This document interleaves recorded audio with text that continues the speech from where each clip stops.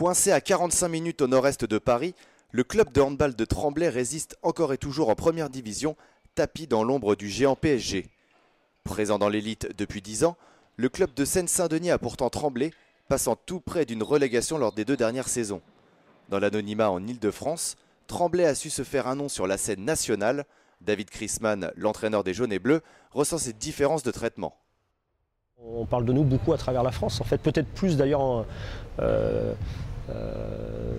dans les autres régions que dans notre propre région, parce qu'il y a tellement aussi de clubs de haut niveau, au niveau culturel c'est pareil, c'est tellement développé qu'en fait on est brassé dans une espèce de grande bassine, et alors que quand on en sort, quand on va jouer à Aix-en-Provence, à Cesson, à Nantes, là on parle de nous, beaucoup plus en fait que sur notre lieu de travail.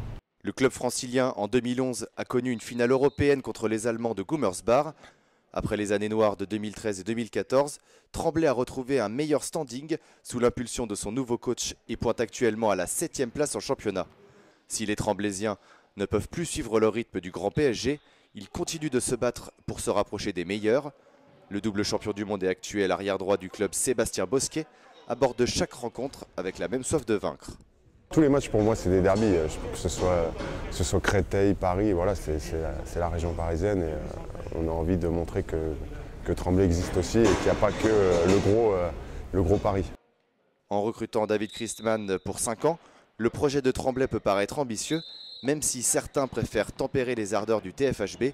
C'est en tout cas l'avis de Benjamin Charolais, commentateur de la première division pour beIN Sport. Ça semble difficile dans les 2-3 prochaines saisons, on parle d'un projet sur 5 ans, 3 prochaines saisons de rivaliser avec Dunkerque, avec Nantes, avec Paris, avec Montpellier, avec Saint-Raphaël aussi, qui est vraiment le club qui est monté en puissance, qui est bien structuré. Donc non, je pense que cette équipe est à sa place, milieu de tableau, pour une saison de renouveau où on est reparti un petit peu de zéro. Pour tenter de se démarquer, Tremblay s'est bougé. Malgré la plus petite salle de France avec 1000 places, le club s'efforce de fidéliser son public, et notamment en renforçant le lien social avec ses possibles supporters. Responsable de la communication de Tremblay, Vanessa Calfa-Duval s'est battue pour lui donner un nouveau souffle. Parce qu'on a 128 abonnés, voilà.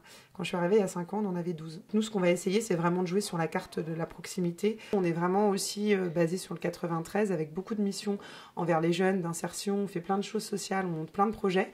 Et l'idée, en fait, c'est qu'on arrive à communiquer dessus et qu'on arrive à faire parler de nous de cette manière-là. Une nouvelle arena verra le jour en 2017, d'une capacité de 3000 places assises.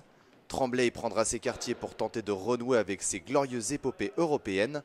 C'est d'ailleurs le leitmotiv de David Christman pour la suite de son aventure en Île-de-France.